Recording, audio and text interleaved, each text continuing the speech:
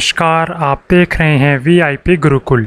हमने पिछले लेक्चर में अवेलेबल एनर्जी और अनअवेलेबल एनर्जी की बात की थी। इस लेक्चर में हम कुछ इम्पॉर्टेंट पॉइंट्स जानेंगे उन अवेलेबल एनर्जी के बारे में।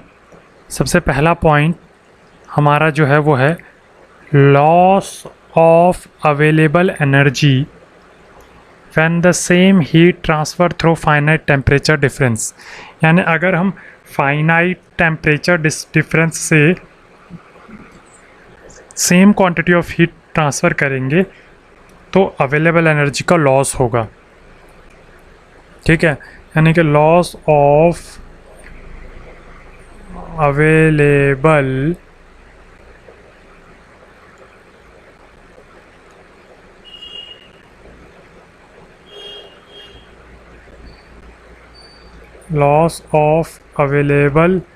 energy when the same heat is transferred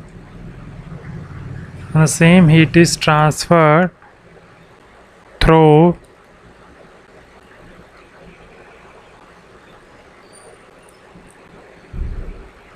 a finite temperature difference।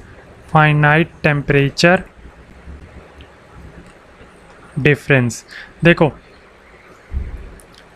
इसको आप इस तरीके से समझ सकते हैं। अगर आपको इसको समझने का है तो यहाँ पर इस तरीके से समझा जा सकता है। सपोज़ ये आपका क्या है, टी एस कर्व है। ठीक है, ये आपका टी है, ये आपका एस कर्व है। अब देखो टी एस कर्व में क्या होगा। टी एस कर्व हम यहाँ पर ड्रॉ करते हैं तो पहले हम T1 टेम्परेचर से करते हैं। यहाँ पर आपका क्या है, T1 टेम्परेचर है। ठीक है, अगर हमने क्या किया, हीट ट्रांसफ़र किया T1 टेम्परेचर पे। ठीक है, सपोज़ ये है आपका कर्व, कार्नोट साइकिल है। ठीक है, हमने यहाँ पर T1 टेम्परेचर से Q1 हीट ट्रांसफ़र की। ठीक, उसके बाद हमने क्या किया, से फाइनाइट टेम्परेचर डिफरेंस का मतलब है इसमें कुछ फाइनाइट टेम्परेचर डिफरेंस हो और हमने ना T2 टेम्परेचर पर सेम अमाउंट ऑफ हीट, क्योंकि यहाँ लिखा सेम अमाउंट ऑफ हीट, यानी हमने अब T2 टेम्परेचर पर same amount of heat transfer की। ठीक है, तो हमने यहाँ पर T2 टेम्परेचर पर ही, ठीक है, Q2 हीट मान लो ट्रांसफ़र की टेम्परेचर Q1 और Q2 यहाँ पर इक्वल है। अब आप देखो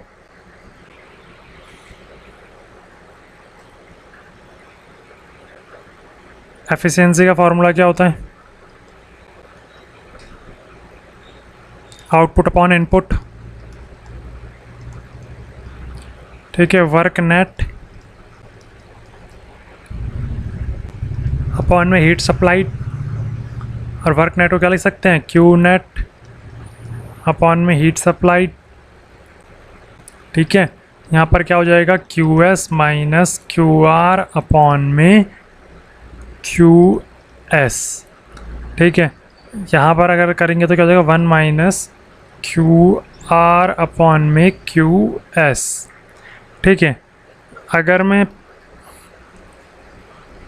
बात करूँ क्यू एस की, अगर हम क्यू एस को बढ़ा दें, अच्छा हाँ, हमने रिजेक्ट कौन से टेम्परेचर पे की है, क्योंकि हम इसकी बात कर रहे थे, रिजेक्ट हमने टी नॉट पे की है, एटमॉस्फेरिक टेम्परेचर पे रिजेक्ट की है। यह है आपका हीट रिजेक्टेड, यहाँ लिख देता हूँ, यह है आपका क्यू रिजेक्टेड, जो हीट रिजेक्ट की है। ठीक है, अब यहाँ तक एफिशिएंसी लिख लिए। इसके बाद हम बात करेंगे,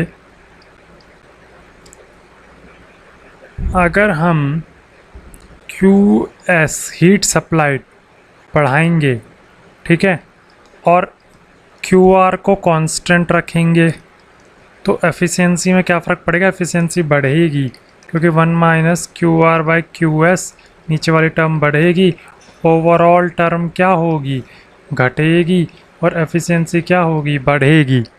ठीक है, अगर मैं बात करूं, हमने पहले हीट Q1 लिखी थी, कौन से टेम्परेचर पे थी, Q1 हमारी थी किस टेम्परेचर, क्योंकि Q1 को क्या लिख सकता हूँ, डेल्टा इंटू डेल एस, और Q2 को क्या लिख सकता हूँ, T2 इंटू डेल एस। अब डेल एस तो दोनों के केस में अगर हम देखें तो सेम था, ठीक है। पर आप एक चीज़ देखो, ये चीज़ और ये चीज़ सेम है,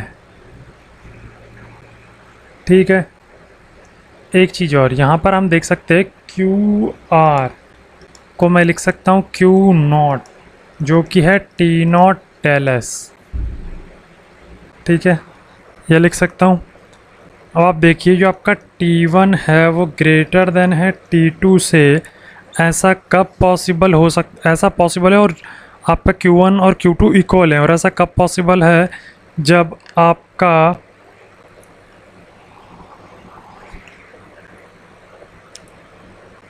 QS1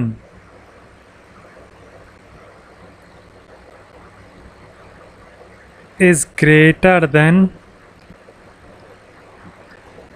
QS2, ठीक है।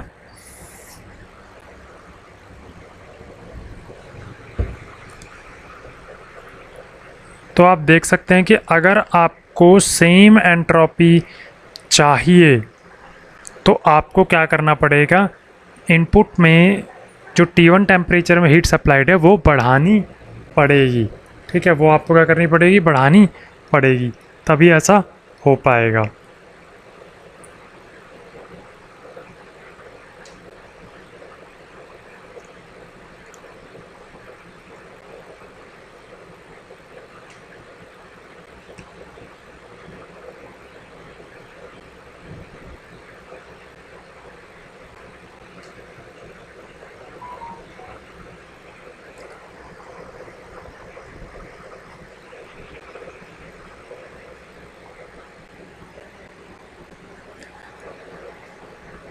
तो इससे ये प्रूफ होता है कि अगर हम, क्योंकि हम तो मान के चले थे कि ये दोनों हीट इक्वल होनी चाहिए, लेकिन अगर हम ऐसा करते हैं कि अगर ये दोनों इक्वल होती हैं तो हमें QS1 बढ़ानी पड़ेगी QS2 से। तो इसका मतलब यहाँ पे क्या है, हीट का लॉस होता है अवेलेबल एनर्जी का when temperature difference when same heat is transfer through finite temperature difference, ठीक है। इसके बाद हम अगले पॉइंट पर आते हैं। अगला पॉइंट है same heat is supplied and variable heat rejection. अगर हम सेम हीट सप्लाई करते हैं और वेरिएबल हीट रिजेक्शन होता है तो उस केस पे देखते हैं।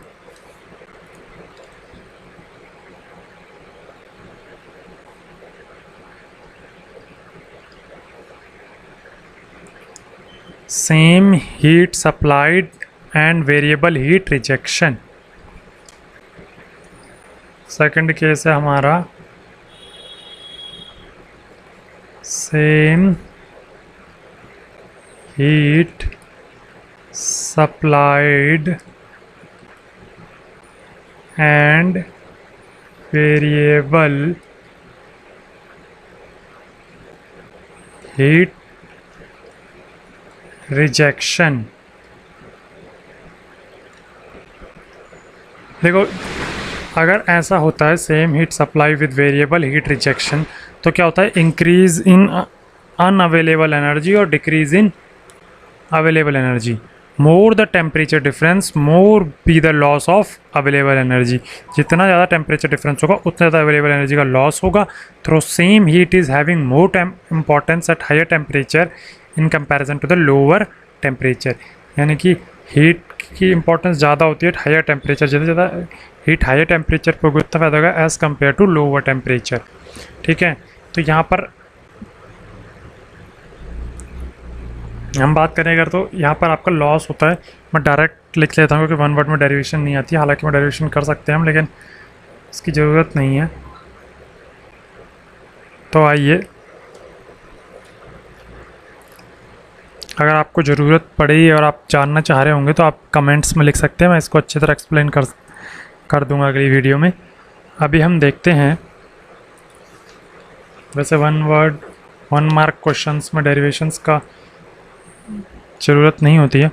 यहाँ पर आपका जो निकल के आया वो ये आता है कि जब सेम हीट सप्लाइड हो और वेरिएबल हीट रिजेक्शन हो तो आपका इंक्रीज़ इन अनअवेलेबल एनर्जी, और इसको दूसरी, जब अनअवेलेबल में इंक्रीज होगा तो ऑब्वियस सी बात है डिक्रीज इन अवेलेबल एनर्जी। दोनों केसेस में बनता है, और ये बनता है आपका T not Q1 T1 minus T2 upon में T1 इंटू T2। ये आपका रिलेशन है जो आपको याद रखना है। और यहाँ से मैं एक चीज़ आपको और बता दूँ कि more will the temperature difference, यही चीज़ मैं आपको बता रहा था, जितना ज़्यादा आपका ये टेम्परेचर डिफरेंस होगा, more the temperature difference more loss of available energy.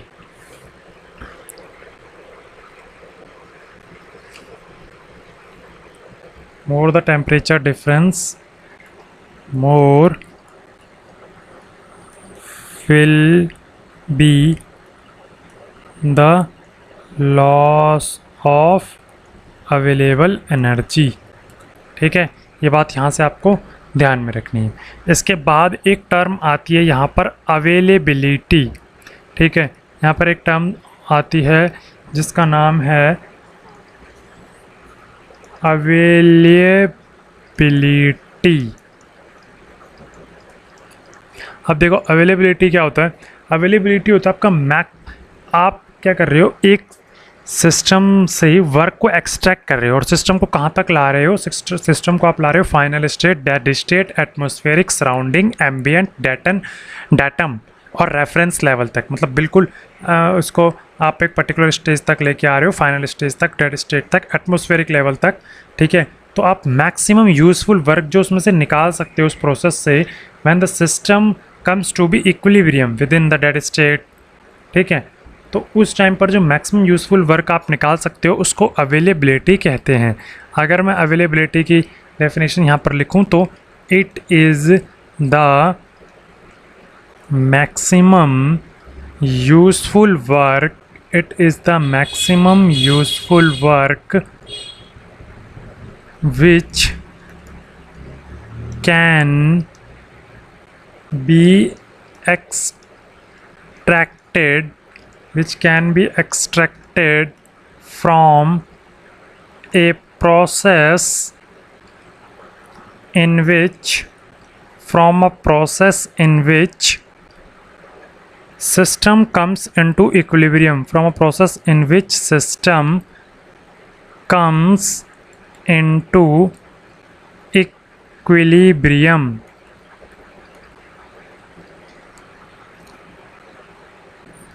किसके साथ इक्विलिब्रियम में आएगा, विद द डेड स्टेट। ठीक है, अब जो डेड स्टेट का इक्विलिब्रियम में आएगा, इसका मतलब आप इसको इस तरीके से समझ लीजिए। सपोज़ आपका यहाँ पर एक लेवल है, आप इसको एक्सपेंड करवा रहे हैं। ठीक है, इनिशियल लेवल से आपने कहाँ तक एक्सपेंड करवाया, ये इसका डेटम है और डेड एंड है। आपने इसको यहाँ से यहाँ तक एक्सपेंड करवाया, तो ये आपका क्या है, इनिशियल स्टेज। ठीक है, इसको मैं मान लेता हूँ आपकी इनिशियल स्टेज, इसको मैं मान लेता हूँ आपकी डेड स्टेट। ठीक है, ये आपका क्या है, डेड स्टेट। ठीक है, अब इनिशियल स्टेट की बात करें तो यहाँ पर आपका होगा, यहाँ पर आपका क्या होगा, यहाँ पर आपका होगा P1। ठीक है, अब जो भी कंडीशंस होंगे उनमें 1 1 लगाएंगे, जैसे P हो गया, P1 हो गया या T1 हो गया, आपका एंथैल्पी H1 हो गया, इंटरनल एनर्जी U1 हो गया। ठीक है, एंट्रोपी S1 हो गया। और जो डेड स्टेट होती है, डेड स्टेट को मैंने बताया क्या क्या लिख सकते हैं आप, डेड स्टेट को आप लिख सकते हैं फाइनल स्टेट, पर इसे डिनोशन दे, डिनोट ये P0 से होता है, T0, H0, U0, S0। ठीक है, अब डेड स्टेट को आप क्या क्या लिख सकते हैं, डेड स्टेट को आप लिख सकते हैं, डेड स्टेट को आप लिख सकते हैं फाइनल स्टेट। ठीक है, उसके बाद आप इसको लिख सकते हैं और एटमॉस्फेरिक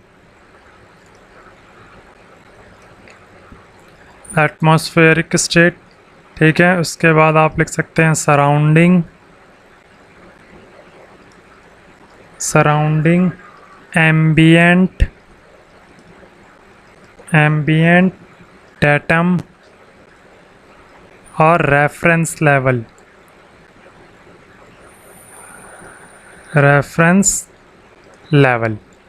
ठीक है, ये आप पे क्या हो गए, इस तरीके से डिनोट किया जाता है इसको इस तरीके से, ठीक है। यहाँ पर अगर आप किसी पर्टिकुलर इक्विलिब्रियम में किसी बीच के स्टेट पर आते हैं तो वहाँ पर P2 T2 H2 U2 S2 इस तरीके से हो जाता है, ठीक है। बीच में कोई स्टेट हो सकता है, पर अभी आप इसे बोलते हैं अवेलेबिलिटी, अभी मैंने आपको ये बताया, ठीक है। अब इस अवेलेबिलिटी के को हम बहुत से केसेस में निकालते हैं, उनको देखेंगे हम। अभी हम क्लोज सिस्टम के लिए अगर अवेलेबिलिटी निकालनी हो या मैक्सिमम यूज़फुल वर्क निकालना हो, मैक्सिमम यूज़फुल वर्क मतलब अवेलेबल एनर्जी, तो उसे कैसे निकालेंगे। सबसे पहले बात करेंगे हम क्लोज्ड सिस्टम की, ठीक है।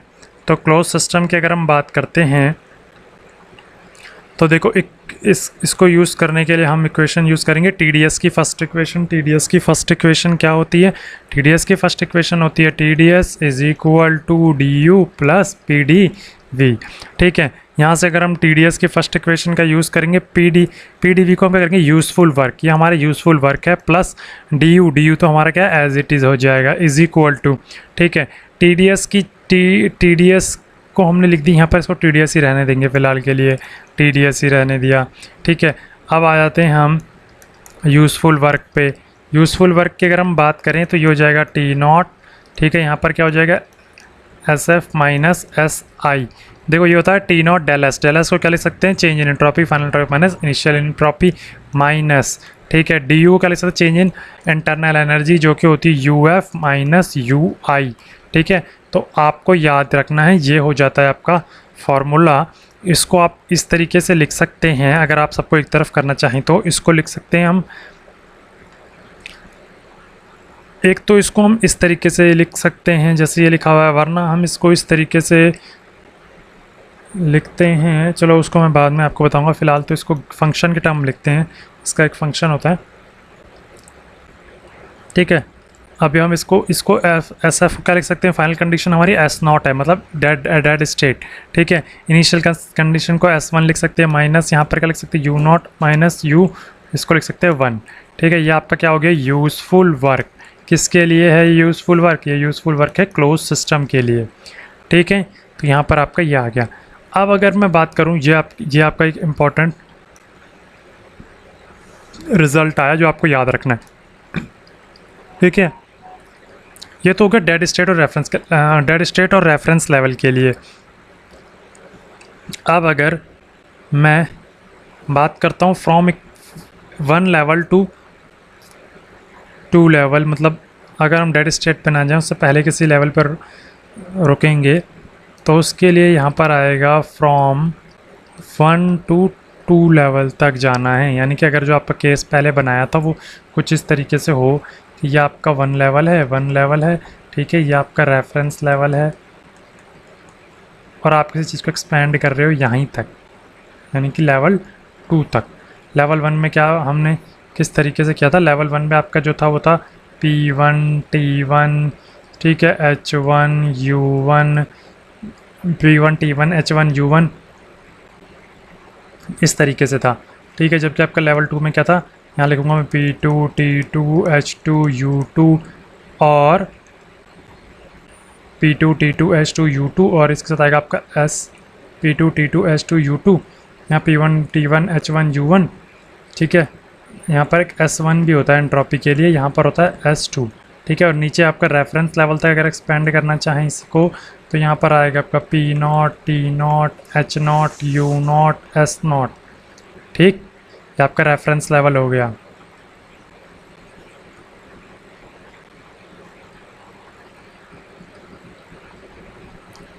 रेफरेंस लेवल हो गया।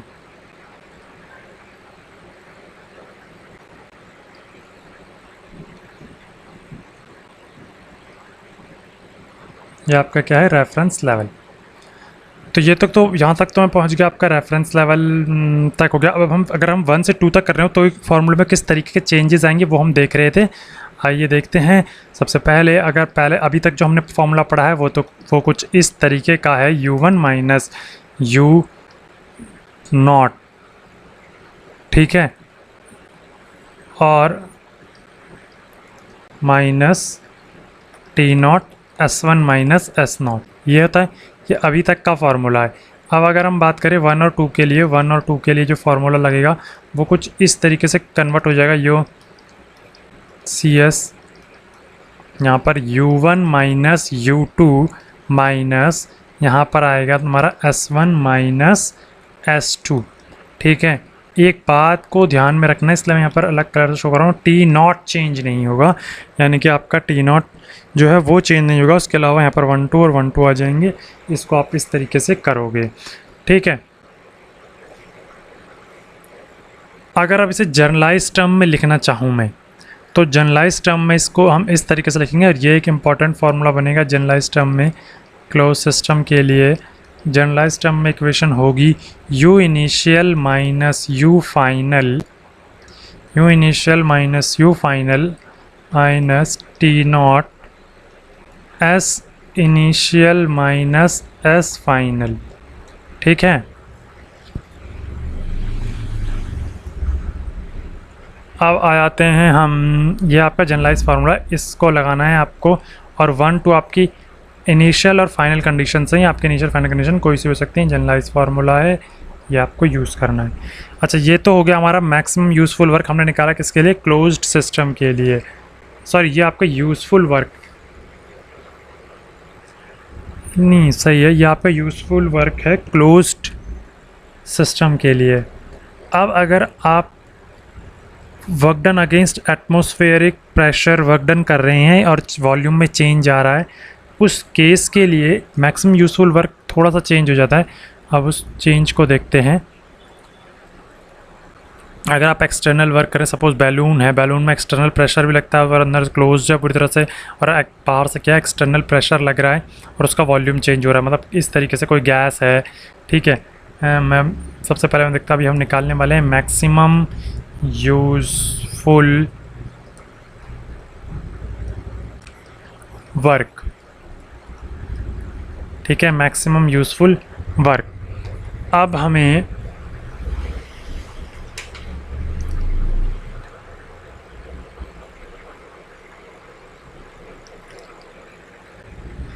मैक्सिमम यूज़फुल वर्क की बात करेंगे। मैक्सिमम यूज़फुल, अभी हम ओपन सिस्टम पे नहीं गए हैं, अभी हम क्लोज सिस्टम की बात कर रहे हैं।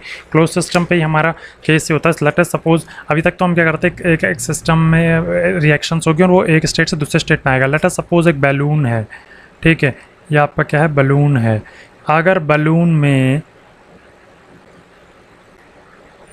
लेट अस सपोज आपका बैलून है और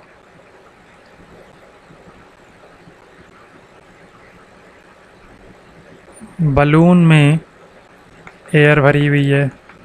ठीक है, ये भी एक तरह का क्लोज सिस्टम की तरह काम कर रहा है। बस यहाँ पर एक चीज़ है, आपको एक्सटर्नल प्रेशर जो कि के अगेंस्ट वर्क डन करना पड़ रहा है, एक्सटर्नल प्रेशर के अगेंस्ट वर्क डन करना पड़ रहा है, गैसेस एक्सपैंड और ठीक है, और इस केस में ये क्या पी नॉट, इसका वॉल्यूम इसकी वजह से चेंज होगा, वो डी वी जो भी चेंज होगा।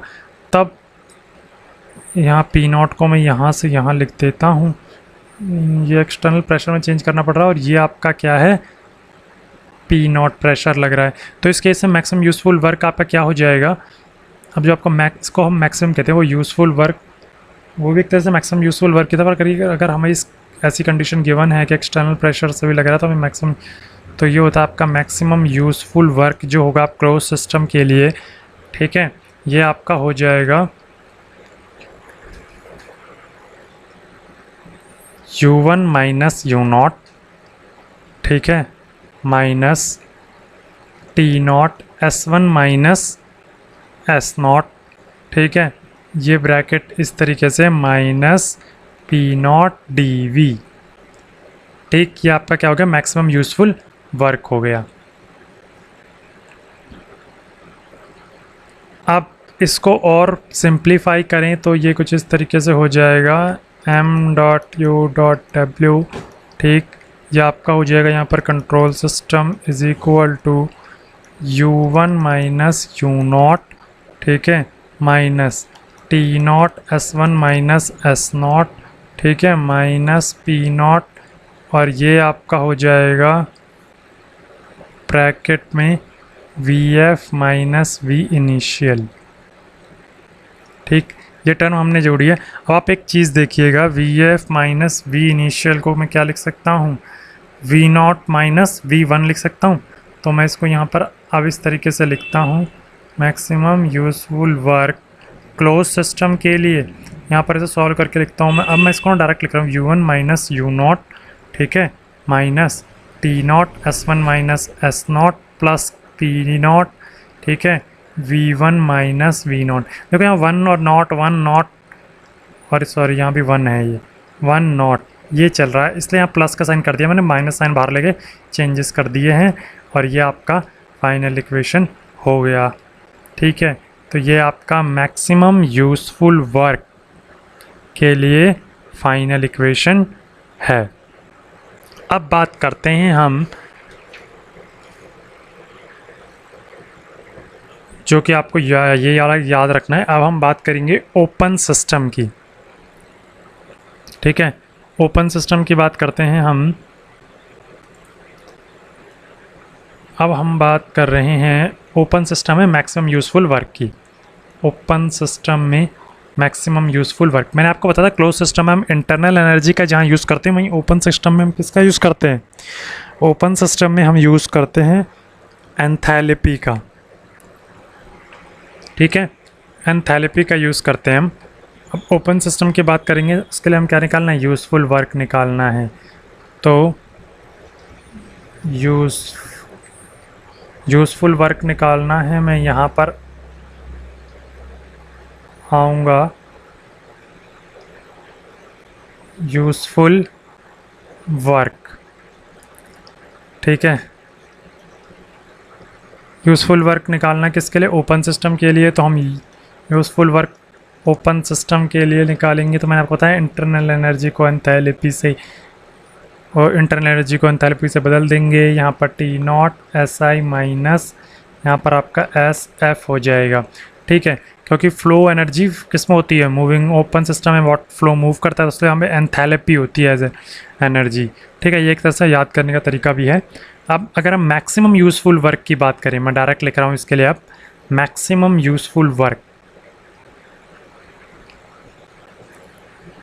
Maximum useful work, maximum useful work की बात करें,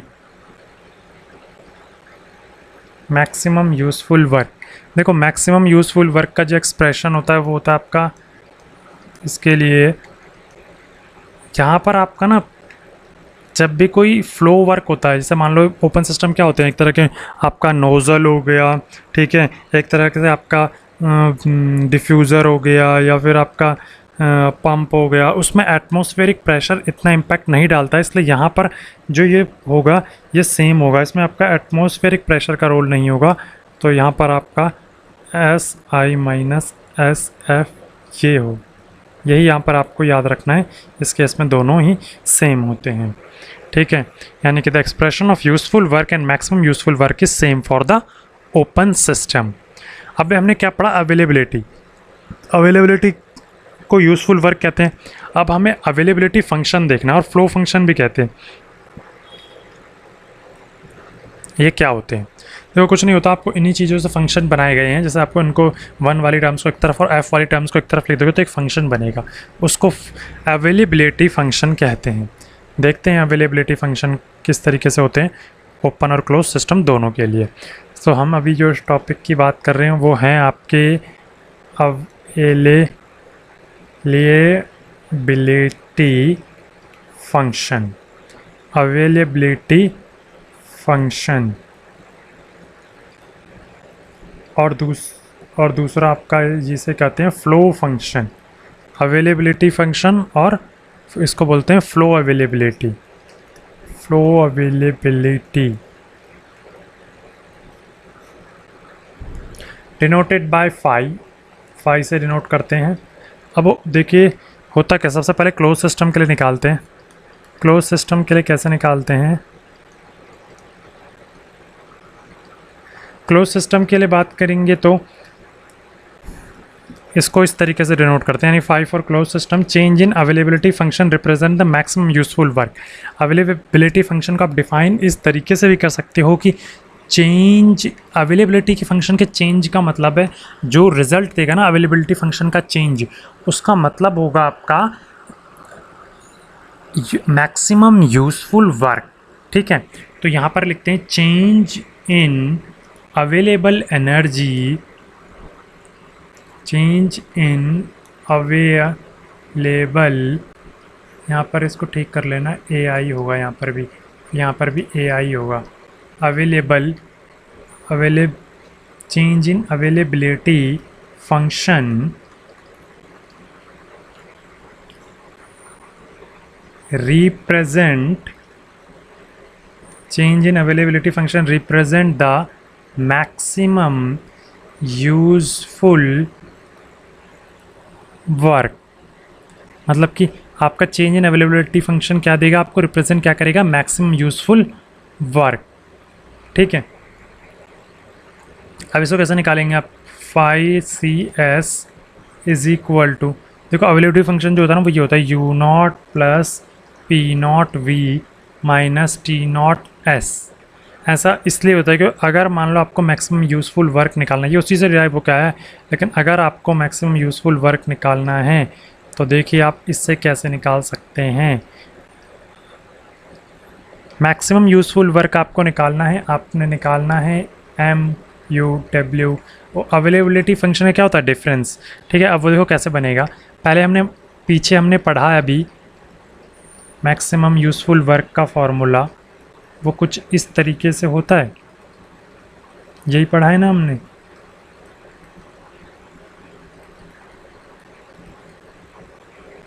ठीक है, ये हमने मैक्सिमम यूज़फुल वर्क का फॉर्मूला पढ़ा। अब यहाँ करना है वन वाली टर्म्स को एक तरफ लिख लो, वन वाली टर्म्स को लिखोगे तो क्या हो जाएगा, u1 plus P naught V one, ठीक है, plus T naught sorry minus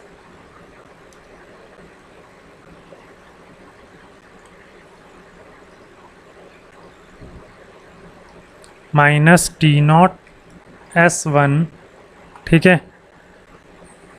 bracket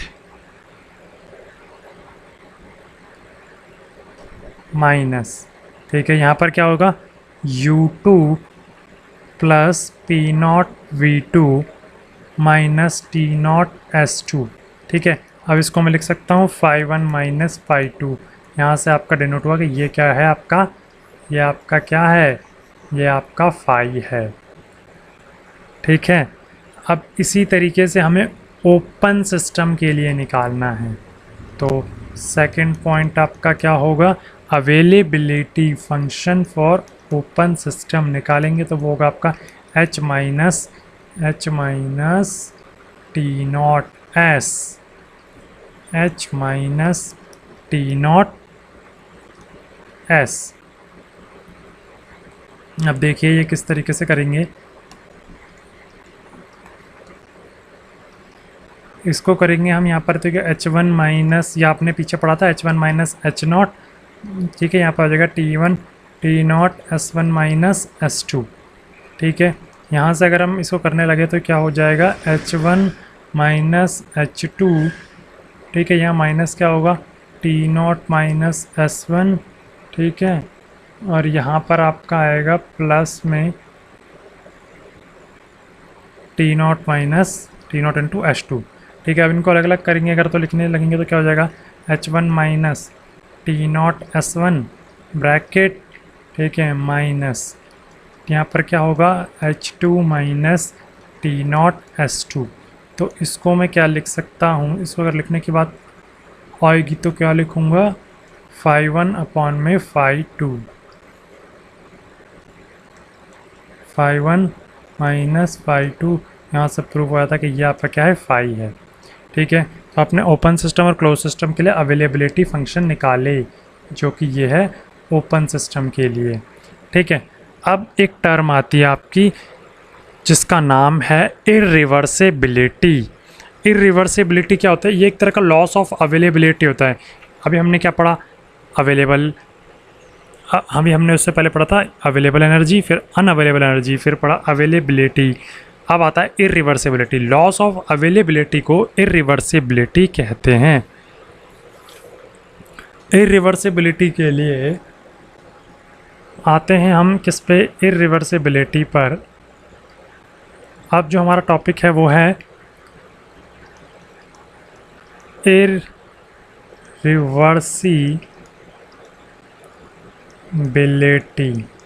देखो इरिवर्सिबिलिटी क्या होता है, इरिवर्सिबिलिटी को हम और लिख सकते हैं आपका loss of availability, loss in availability,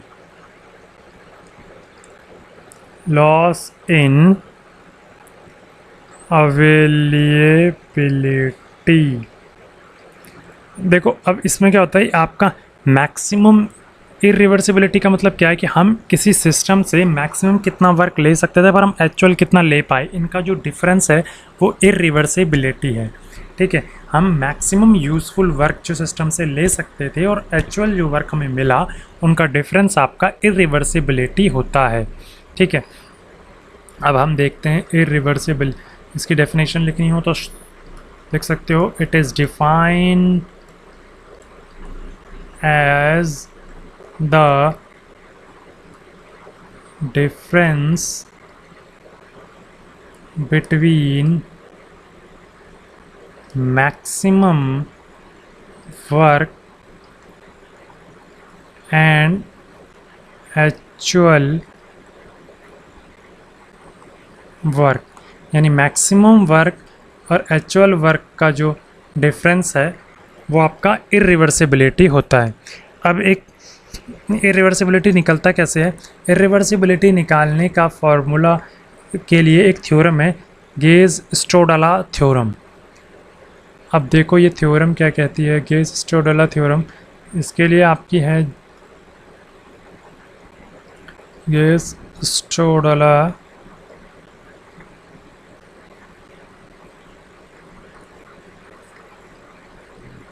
theorem. ठीक है, अभी आपका इरिवर्सिबल, ये थ्योरम आपको कहती है तो irreversibility is directly proportional to the rate of irreversibility, is directly proportional, ये क्या है, रेट, ये डॉट का मतलब है rate, rate of irreversibility is directly proportional to the rate of entropy generation in the universe. तो इसको मैं लिख सकता हूँ rate of entropy generation in the universe. ठीक है, तो हम इसको डायरेक्टली प्रोपोर्शनल साइन हटाने के लिए हमें इक्वल टू का साइन लगाना पड़ेगा, इक्वल टू के साइन लगाने के लिए हमें कांस्टेंट लगाना पड़ेगा, कांस्टेंट लगाने के लिए हम यूज़ करेंगे आई डॉट, इस कांस्टेंट हटा देंगे अब, और जो इक्वल टू का साइन आएगा एम्बिएंट टेम्परेचर, यानी ये हो जाएगा टी नॉट। ठीक है, और साथ में डी एस डॉट यूनिवर्स। ठीक है, इस तरीके का फॉर्मूला निकल के आएगा जो इरिवर्सिबिलिटी निकालने का फॉर्मूला होता है। यानी कि अब हमें सिस्टम की हमें change in entropy of universe निकालना होता है, उसे एम्बिएंट टेम्परेचर से मल्टीप्लाई करना होता है, तो इरिवर्सिबिलिटी निकल के आती है। ठीक है, इसको गेज-स्ट्रोडाला थ्योरम को अगर हमें लिखना हो तो इसको हम किस तरीके से लिखेंगे, हम लिखेंगे, कौन सी थ्योरम लिख रहे हैं हम,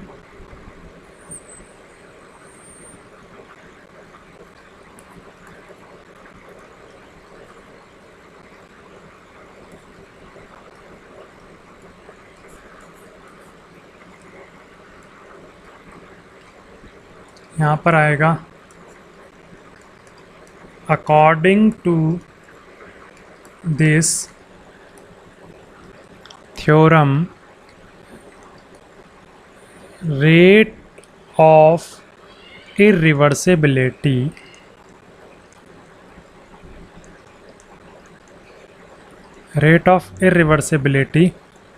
is directly proportional to the rate of entropy generation. ठीक है, इसके बाद आपका होता है एक गिब्स फंक्शन। तो गिब्स फंक्शन को देख लेते हैं। गिब्स फंक्शन क्या होता है? एक आपका होता है यहाँ पर गिब्स फंक्शन, इसको डिनोट करते हैं जी से, ठीक है। और होता क्या है Gibbs function? h minus T S, ठीक है। इसे गिब्स फंक्शन कहते हैं। चेंज इन गिब्स फंक्शन को देखो, इससे हमारा ना कुछ इक्वेशंस निकलते हैं जो वन वर्ड में पूछी जाती हैं, इसलिए हम उसको ड्राइव करते हैं। दो तरह की इक्वेशंस निकलती है। चेंज इन गिब्स फंक्शंस की एक इक्वेशन होती है और दूसरी आपकी गिब्स हेल्महोल्ट्ज़ फंक्शन होता है। Change in Gibbs Helmholtz function से एक इक्वेशन निकल के आती है जो कि अक्सर पूछी जाती है वन वर्ड में। तो उन्हें देख लेते हैं। यहाँ पे Gibbs function, change in Gibbs function से इक्वेशन आती है, तो शुरू करते हैं। यहाँ पर आप लिखेंगे change in Gibbs function. Change in Gibbs function क्या होता है? डी जी से डिनोट करेंगे। तो यहाँ पर क्या लिख सकते हैं? डिफरेंशिएशन बोथ साइड किया तो यहाँ पर आया D H minus T D S, ठीक है, माइनस एस डी टी, ठीक। इसके बाद अगर मैं लिख सकता हूँ टी डी एस को मैं ये लिख सकता हूँ T D S one equation से, T D S is equal to D H minus V D P, ठीक है, ये लिख सकते हैं। तो यहाँ से मैं निकाल सकता हूँ D H minus T D S को क्या लिख सकता हूँ? वी डी पी लिख सकता हूँ। यहाँ से मैं क्या लिख सकता हूँ?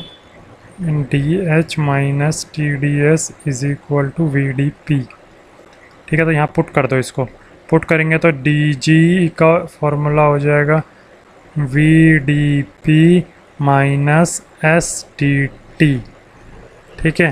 तो आपका ये हो जाएगा V D P minus S D P, जो कि पहली इक्वेशन आपकी आ गई, ये जो आपको याद रखनी होती है।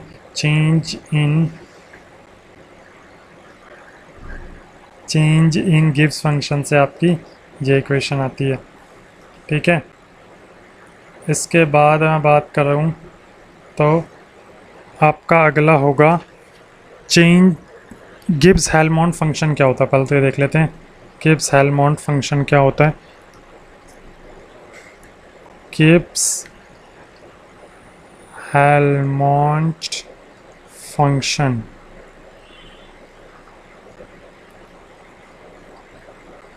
गिब्स हेल्महोल्ट्ज़ फंक्शन को डिनोट करते हैं f से, इसे डिनोट करते हैं f से। तो f is equal to u minus T S, वहाँ पर h माइनस टी एस होता है, यहाँ पे u माइनस टी एस।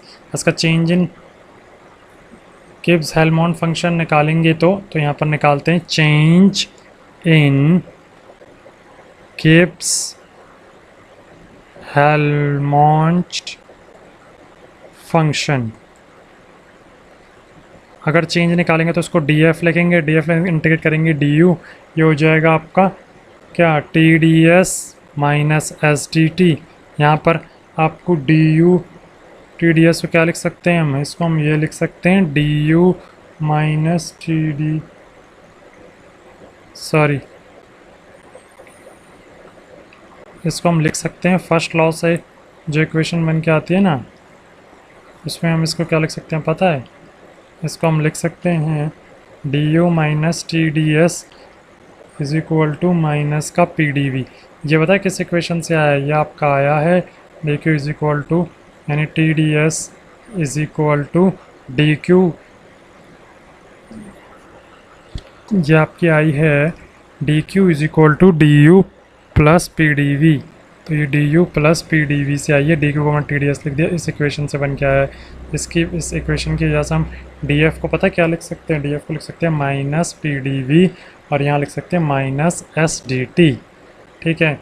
और इसको अगर ये आपकी हो गया है सेकंड इक्वेशन जो आप याद रखनी है। इसके बाद कुछ डेफिनेशन हैं, जैसे कि आपका जो डेफिनेशन है उन्हें देख लेते हैं एक बार। सबसे पहले आता है आपका परपेचुअल मोशन मशीन 2, ये क्या होती है?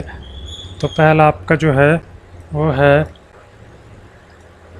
Perpetual motion machine two. Perpetual motion machine two क्या होती है?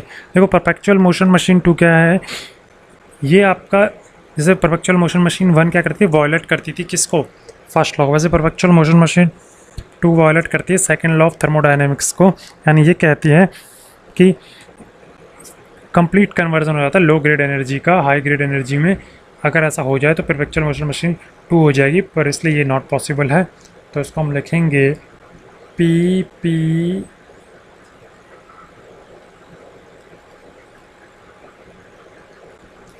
PM2 is impossible because it violates second law of thermodynamics,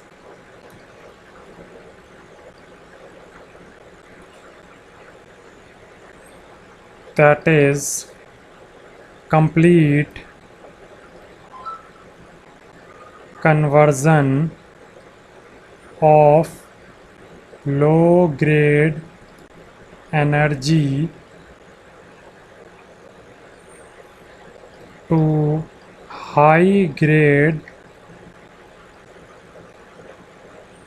is not possible। ठीक है, तो ये आपका परपेचुअल मोशन मशीन टू है।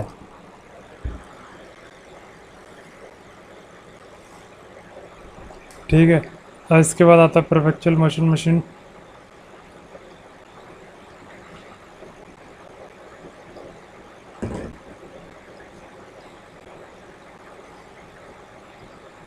परपेचुअल मोशन मशीन टू के बाद आता है perpetual motion machine three. Perpetual motion machine three क्या है? Perpetual motion machine three.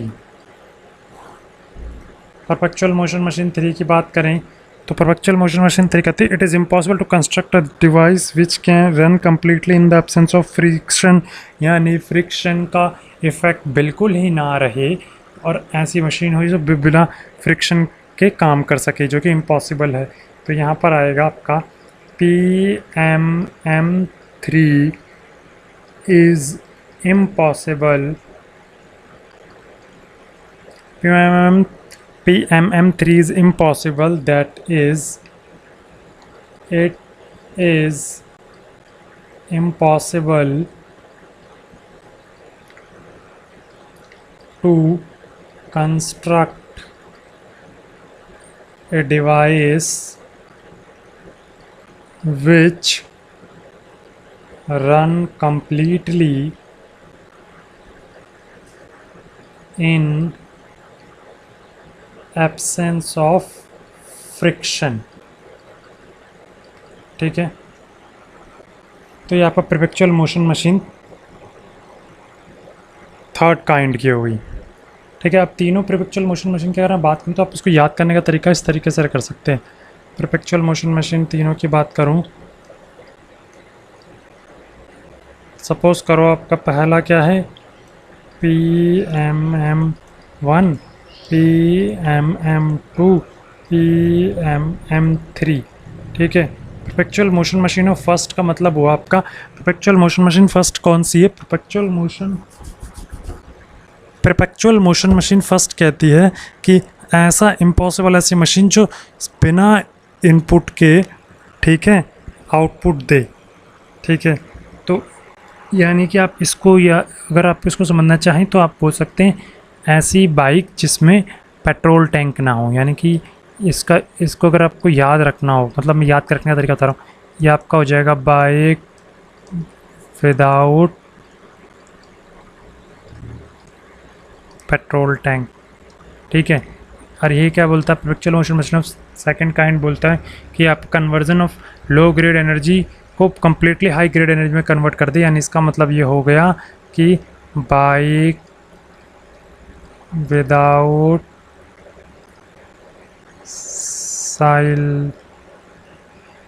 Silencer, मतलब आपका साइलेंसर ना हो बाइक में। तीसरा मतलब है आपका टायर ही ना हो, फ्रिक्शन, बिना फ्रिक्शन। बाइक विदाउट टायर चले, बाइक विदाउट टायर वगैरह, टायर फ्रिक्शन, टायर में भी फ्रिक्शन था और इंजन वगैरह में फ्रिक्शन था, ये सब फ्रिक्शंस की बात करता है। 3 तरह के प्रोएक्चुअल मोशन मशीन। यहाँ पर आपको ये आपको सिर्फ याद करने का तरीका है, ये कोई वो चीज़ नहीं है जो आपको, वैसे अगर आपको याद रखना हो तो किस तरीके से का, क्योंकि अगर ये कहता है बिना हीट के, ये कहता है कि बिना हीट दिए, ठीक है, क्यू ज़ीरो हो पर हमें वर्क मिले, तो ऐसा तभी ऐसा पॉसिबल हो सकता है कि बिना फ्यूल आप डालो, आप फ्यूल ना डालो और आपको बिना पेट्रोल टैंक के बाइक चलने लगे। ये बोलता है कि बिना बिना लो ग्रेड को सारे कन्वर्ट हाई ग्रेड में कर देगा, तो साइलेंस की जरूरत नहीं, क्योंकि वहाँ से तो आपकी हीट वेस्ट हीट बाहर निकलती है, तो साइलेंसर की जरूरत नहीं है, ठीक है। और ये अगर फ्रिक्शन ना हो तो टायर में फ्रिक्शन था, टायर में फ्रिक्शन ना हो बैक। ये आपको याद करने के लिए जस्ट फॉर लर्निंग। बाकी प्रॉपर डेफिनेशंस आपकी ये हैं perpetual motion machine of third kind. इसके बाद आपका आता है थर्ड लॉ ऑफ थर्मोडाइनमिक्स, तो हम बात करते हैं इसके बाद जो आपका आता है वो है थर्ड लॉ ऑफ थर्मोडाइनमिक्स। अच्छा, थर्ड लॉ ऑफ थर्मोडाइनमिक्स क्या है? It is impossible to achieve absolute zero in a finite number of processes. Thermodynamics कहता है कि अगर हम किसी भी चीज़ में ना फाइनाइट नंबर ऑफ, फाइनाइट मतलब 1 2 3 4 जिन्हें गिना जा सके, फाइनाइट नंबर ऑफ प्रोसेसेस में हम 0 केल्विन अचीव नहीं कर सकते। तो इसको थर्ड बोलता है it is impossible to achieve absolute zero in a finite number of processes। अच्छा, एक और है नियरेस्ट साइमन स्टेटमेंट भी होती है, वो भी आपका थर्ड लॉ बताती है। वो आपकी एक आपकी इक्वेशन है यहाँ पर, next semen equation, semen statement. इसने भी थर्ड लॉ के ऊपर एक स्टेटमेंट दी थी, इसकी स्टेटमेंट है, ये भी हम एक बार देख लेते हैं। The entropy of a pure crystalline substance, the entropy of pure crystalline substance is 0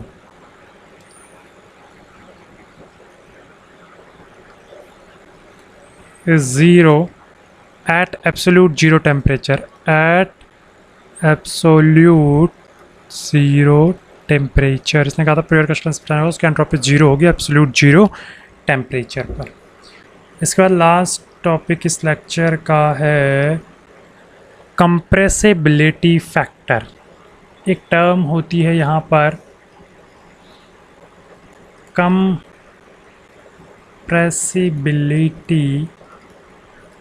factor. Compressibility factor क्या होता है? कंप्रेसिबिलिटी एक फैक्टर होता है जो जिसके आप ये बता सकते हो कि कोई भी गैस कैसा बिहेव कर रही है आपकी।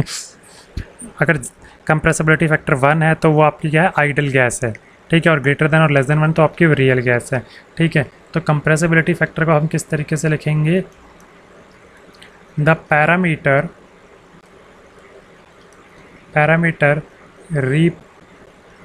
represented the parameter represent the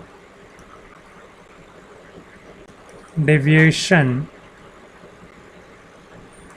of the real gas from the behavior of ideal gas, ठीक है। The parameter represent the deviation, कितना डेविएट हुई है, कितना डेविएट हुई है रियल गैस आइडियल गैस के बिहेवियर से। मैथमेटिकल एक्सप्रेशन की बात करें तो वो भी देख लेते हैं। मैथमेटिकल एक्सप्रेशन, देखो मैथमेटिकल एक्सप्रेशन क्या होता है, पहले तो it is denoted by capital Z, ठीक है, और ये उसका मैथमेटिकल कैसे कहते हैं, पी वी अपॉन में RT, ठीक है। अगर Z की वैल्यू 1 है, ठीक है, या Z की वैल्यू क्या है यहाँ पर ग्रेटर देन 1 और Z की वैल्यू लेस देन 1, इन दो केसेस में क्या होता है, ये होते हैं फॉर रियल गैस, ठीक है, और ये होता है फॉर आइडियल गैस, ठीक है।